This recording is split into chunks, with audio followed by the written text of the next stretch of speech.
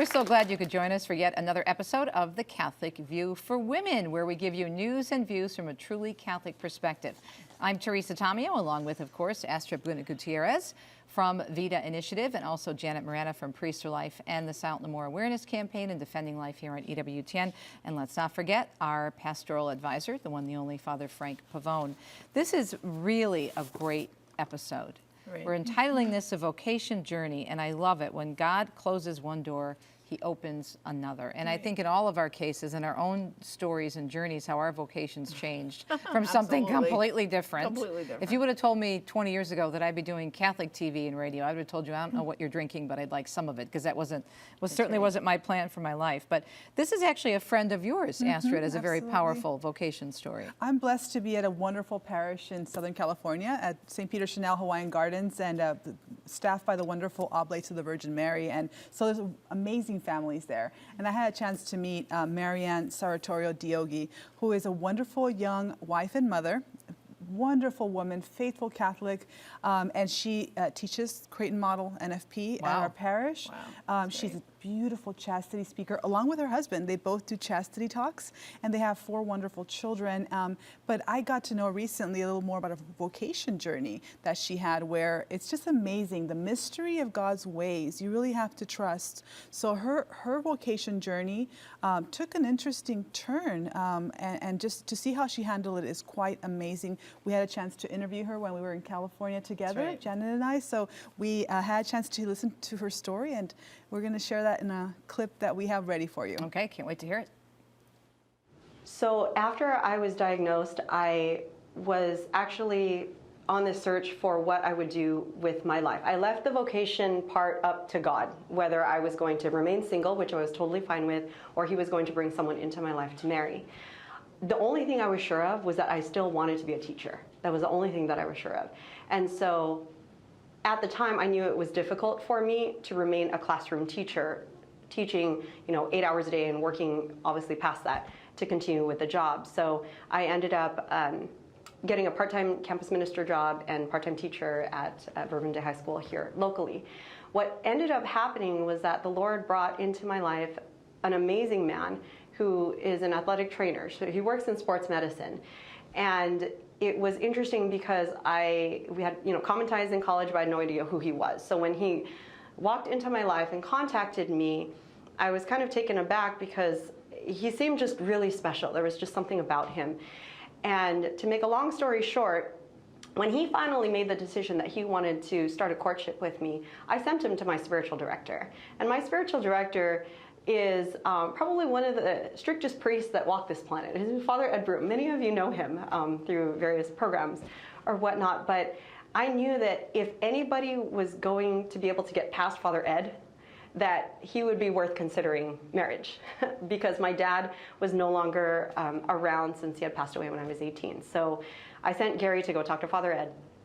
Father Ed knew my history about discerning a religious life, getting diagnosed with lupus, and how much I had struggled with the illness. So when Gary went in and introduced himself to my spiritual director, Father Ed basically interviewed him. And one of the first things he asked him was, "Do you realize that she's sick?" And he said, "Yes, I do, Father. I understand that she has lupus. There are various kinds of lupus. There are different symptoms that people can have, and these are hers. This is the treatment that she's going through, and I am ready to take it on."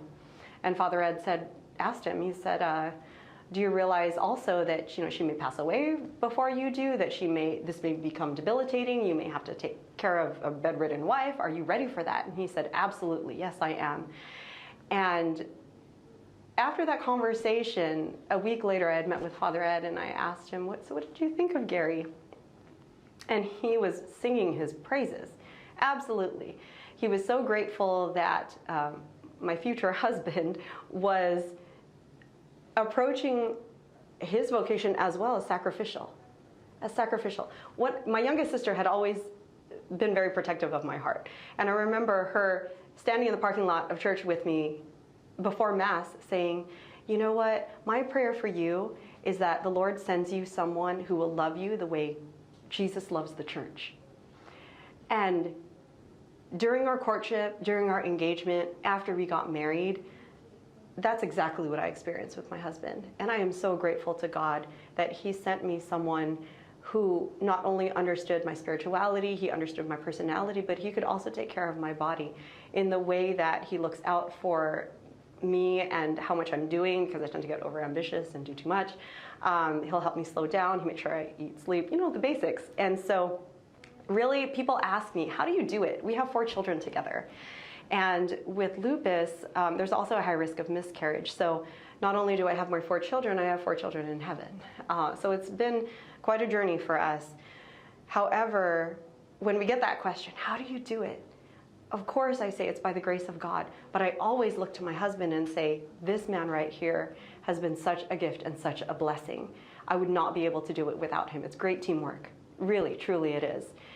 And in the times when I have a flare-up and I get discouraged because I want to do so much for my family, for the community, for the church, it reminds me that I just need to remember the cross and remember that this was allowed to me for a purpose, so that I could offer up my sufferings for people out there who are in despair, who are dealing with their own crosses that feel too heavy for them. You know, at least I've been able over the years to embrace it. Initially, when I got diagnosed, I didn't know why. You know, I said to Jesus, well, I wanted to marry you, and now I can't. So what am I going to do with this? There's no cure for lupus. It's not going to go away. But people would tell me the answer is going to come later. Just don't question God. Just know that there's something greater for you. And when I met Gary, I just knew this is why. Once we started having our family and growing our family and being able to raise them in the faith and seeing them pray the rosary by themselves with each other, laying hands on each other, saying, dear Jesus, please help, you know, Kali's feelings feel better, you know, little things like that. I'm so amazed, because at a time in my life when I was so confused and distraught and didn't know what my path was going to look like, the Lord was weaving this amazing tapestry together, saying, don't worry, I'm going to show you, and it's going to be more fruitful, this plan I have for you, than the plans you had for yourself. So you can imagine, Teresa, here's a young lady who wants to give her life to God through a religious order. She was applying with the Carmelites, just so full of just joy, of wanting to join, and actually applied, was accepted, you know, joyfully. And after she was accepted, it's when she got the diagnosis of lupus. Exactly, having to go to the Mother Superior and tell her what's going on, and then realizing that because of the diagnosis, lupus is an autoimmune disease. It can be very debilitating, as she was mentioning. She realized, they told her she couldn't enter. So now she's left feeling like, okay, Lord, what now? Right, because you're thinking, you're praying, you're discerning, which is a big process, and you get accepted, so you're thinking, okay, this door is open, so this is the way I'm supposed to go. Yes, and in God's mystery, you saw what happens. She met this wonderful man. I know Gary, he's an incredible man of God, and she marries him, and how beautiful to see the way that he expressed himself to the priest, that he was willing to care for her, that he didn't care that, he was going to be sacrificially loving her. He didn't care if she would die before he did. I mean, if she would become, somebody that he had to care for, because it can be debilitating. How beautiful to see the loving response, not only of Gary, I look at it more like God's hand on her, and the mystery of God's love, and we just have to trust. And I think her prayer life, up to the point of entering religious life, prepared her for this incredible cross, because she's very young to be diagnosed with lupus. But then she went on to have an incredibly fruitful, not only marriage, but also apostolate. She's an NFP teacher. She's a chastity speaker. Imagine all the young women that she's impacting with her story, I was tearing up just hearing the story again, of how much her husband loves her and how much she trusted God. And how about where she said that I wanted a man who would love me like her sister said that to her. And how Christ loved the church. A disease like that, they can very often, you kind of get caught up in, oh, woe is me. Oh, this is terrible, and I don't even want to get out of bed this morning. This is so debilitating. I don't feel good. And what happens to her? She not only is raising her 4 children, of course, and she mentioned she had 4 miscarriages, so the trials and tribulations of all that.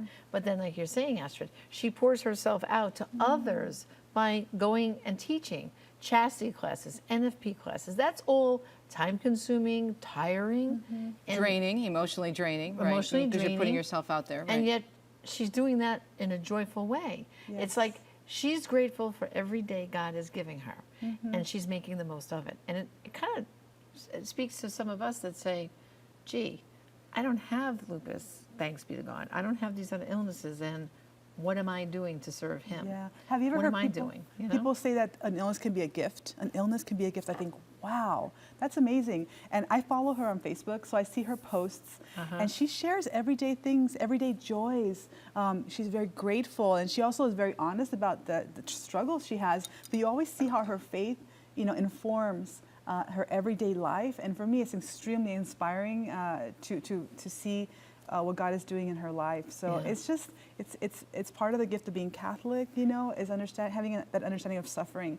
When in God's mystery, He's doing something that will bring about good for our soul. His plans are good for us. Well, Kristen Hawkins mentioned that in our last episode about the theology of suffering was one of the things that she was really attracted to in the church. And we have that. This theology of suffering, and it starts with the cross. And people often say to Catholics sometimes, you may have heard this before, well, you Catholics keep Jesus hanging on the cross. Right. And I always say, well, there's no Easter Sunday without Good Friday. And it's not that that we don't believe in the, obviously we're resurrection people, but how did we get there? By the cross. That's right. And it's not if we're going to suffer, it's when. Yes. And if you can do the Romans 8:28 thing, all things work together for good for all those who are called to the Lord and called according to His purpose, or the Jeremiah 29:11, for I know the plans I have for you, says the Lord, but she alluded to before the end of the video clip. It really, suffering is usually the means that God brings people to Himself. It's not always that way. There are some people, some of the great saints who were just born, they had an affinity, they just knew. But for most of us, and especially I know all of us, talk about the suffering that we went through at different times of our life, in different ways. It comes in all shapes and forms. But that suffering, if we allow it, can be the path to God. Exactly. Well, And the continuing path to God, a closer And relationship also with too, Him. I noticed too, like in her discernment, like she really wanted to be a Carmelite sister. She thought, I found my vocation. Because I spent some time with her, with Astrid, when we were out in California, and I could see like she was on fire to be a Carmelite sister. And then to be hit with that whammy of, I got this disease. At that time, when she At was that already time, saying yes. she was this close they to said getting yes that to her. that entering habit. I mean, that measured her everything. She was good to go, and boom, the door shut on her. What faith for her not to get angry with God, not to say, that's it, I can't believe, why did this happen to me? She was so just, well, God, show me what's next. She didn't know what was next. She didn't know she was going to find Gary. God knew. She didn't know, but she just kept plugging along. She had a great spiritual director, and she kept at it. And I think that's a great lesson for all of us, because sometimes we pray really hard for something and it doesn't happen, and so a door closes on something, and it's very easy to get upset with the Lord, isn't it? To say, Well, I did. I mean, in my story, I had this argument with God when I got back on the air. I was fired and then had my reversion and got back on the air and thought I was going to save the entire news business, being this on fire Catholic in the newsroom. And then God started to close doors in the news business. And I can remember being home one night, and I always tell this story when I give my testimony. I'm making dinner and I'm just, cutting the very Italian dramatic thing. I'm cutting the salad. I'm doing all this. And I'm like, why did you bring me back into the secular media if this is not where you want me? Yada, yada, yada. And all of a sudden I heard, almost like an audible voice, I can't use you in the secular media anymore. But that was not one of my most graceful moments with the Lord. Unlike our friend here, she's a lot more graceful than I think, certainly me. Well, we have to take a break. When we come back, we're going to talk about a great resource for you. And it's a very surprising one about someone else whose life completely went in a different direction. And boy, does she have a unique story. We'll be right back.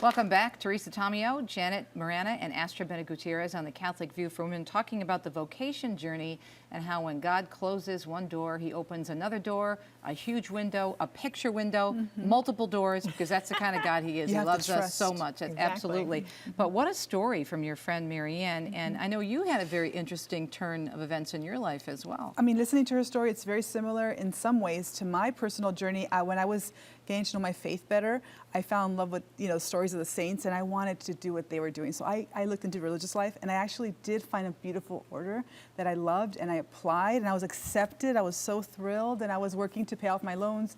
But at the same time, I was learning about the pro-life movement at the very same time. And so here I am looking at this beautiful life, which is beautiful, working for God, marrying Jesus, having a regular prayer life, and looking at that attractive life. But at the same time, my heart was so torn because I also saw 4,000 babies dying every day, just lives ravaged. My own neighborhood in LA has had 7 abortion clinics right there.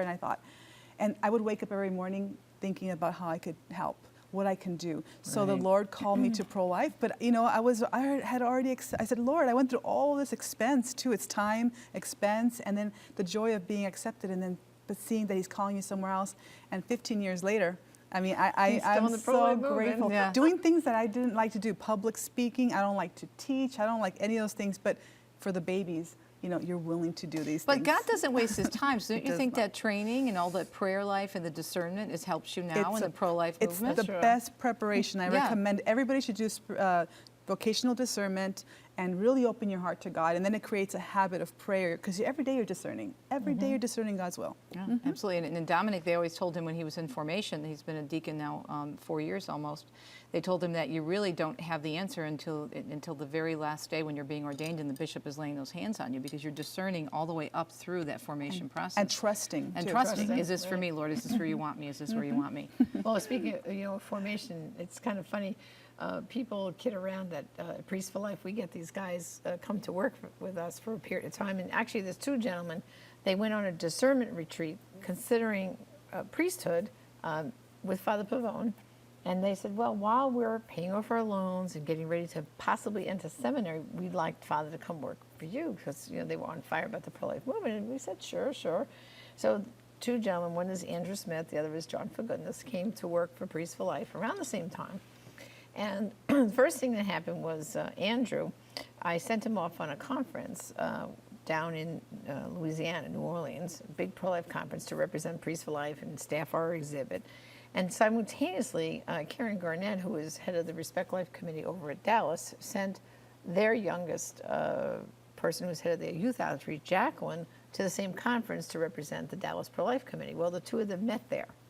And sparks, I guess, began to connect or something. Well, they began communicating by email with each other and all this different communication. Next thing you know, Andrew was flying down to Dallas, and then she was coming up to New York for whatever excuse. And the next thing you know, there was an engagement. And unfortunately, we lost Andrew because Jacqueline said, I'm not leaving Texas. So Andrew moved to Texas, and now they've been married for a number of years, and they have 4 beautiful children. And it's a beautiful story, So I said to Father Frank, I said, oh, well, another one that we lost a priesthood, but we have all these future, vocations here possibly, because one of their sons, Abraham, I said, well, maybe it's going to be Abraham, their son Abraham, that will be the priest. But it's a beautiful story. But the whole thing is following God's will, as you said earlier. Right. And you go through these certain phases in your life where you think it's going to be this or that. You think it's this, and it becomes something else. But it's a process. And what I think we have to remember, at least what we've all learned in our own journeys, is that you keep moving and growing closer to the Lord. And even though I absolutely love what I do, I never thought I'd be doing Catholic media, but I knew that some way, shape, or form I would be doing communications because,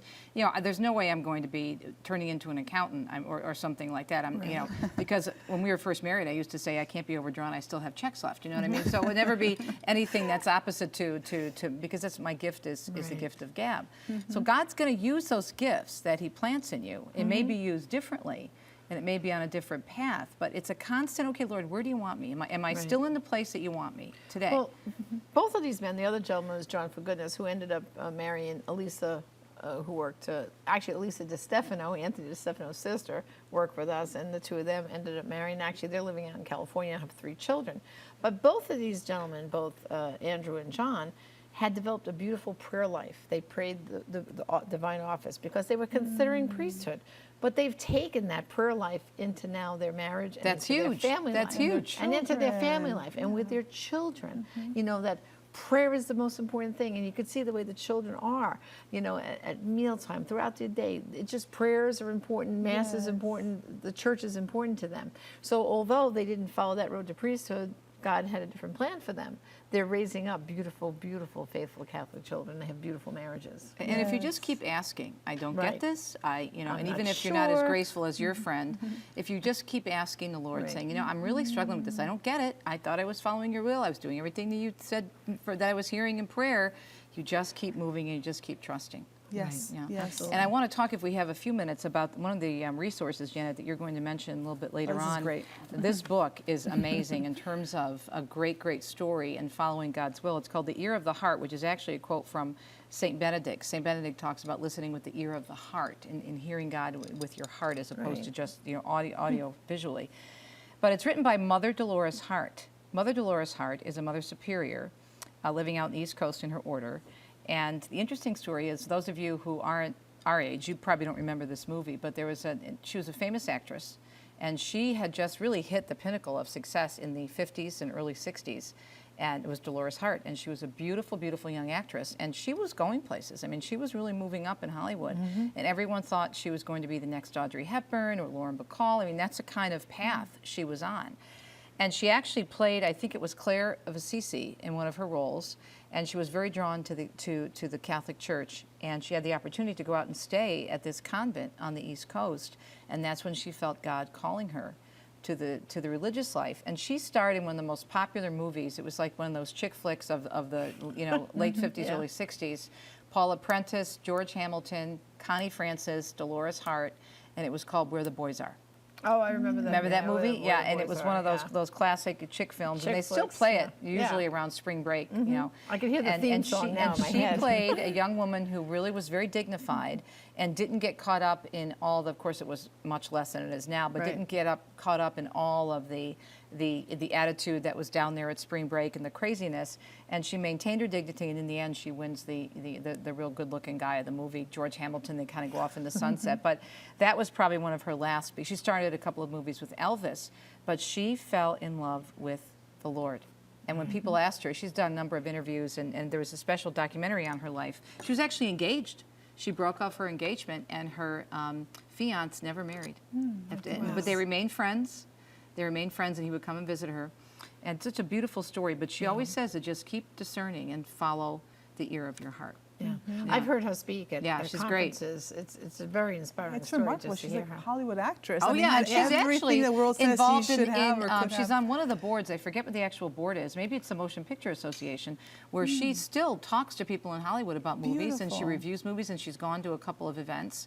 So she's still having an influence. And many, many actors and actresses, after she joined the religious life, still kept in touch with her and came out to her to talk to her about spiritual advice and direction. Right. So it's a phenomenal story. So you never know where God is going to leave you. That's right.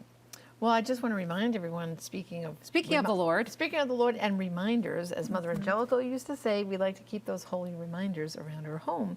And of course, our patroness for the series is the Kitchen Madonna, and she's available at the EWTN Religious Catalog. And beautiful little holy reminders here within this statue. She's holding a kettle, which reminds us, of course, that we need to be nourished with our food, but also we have to nourish our body and our soul. And she has the broom here because we have to keep our homes clean, but also our thoughts and our actions also very clean. And keys, which are the keys to the kingdom, and also to keep the house safe. And she's made of bronze, and I know all of us have her in our homes. I have her in my kitchen. And I have her in my kitchen, and it provides great, nice conversations, I think, when people look at Mary there and You know how many see people her. in my family, ever since they come into the house and see that statue, everybody wants one. So we've ordered a number from the catalog. I've been giving them out as gifts when we have staff members who get married. Well, they're nice For their wedding gifts. They're bridal shower gifts, bridal shower gifts. I've been giving it as a bridal shower gift, Yeah. so it's great. Well, I guess it's about that time for homework, and we have, of course, the thing you were just mentioning, Teresa, to read the book, The Ear of the Heart by Mother Dolores Hart. Is all available at the EWTN Religious Catalog. And then, of course, Marcus Garday has two great contributions, The Journeys Home and Journeys Home 2. And finally, number 3, to go to our website, thecatholicviewforwomen.com, for more information on all our episodes. All the homework is listed there, discussion questions, and there's an opportunity to sign up to receive our monthly newsletter. And finally, we are on Facebook, so please like The Catholic View for Women on Facebook and stay in touch with us. Great discussion, ladies. Thanks so much, and thanks for sharing your story as well. And just remember that we're all on a journey. This is not our final home. We're all pilgrims on a journey, and if God takes you to it, He's going to see you through it. Just trust in Him and follow His way and listen with the ear of your heart. I'm Teresa Tomeo on behalf of Astrid Bennett Gutierrez and Janet Morana. Thanks for tuning in to The Catholic View for Women, and we'll see you next time.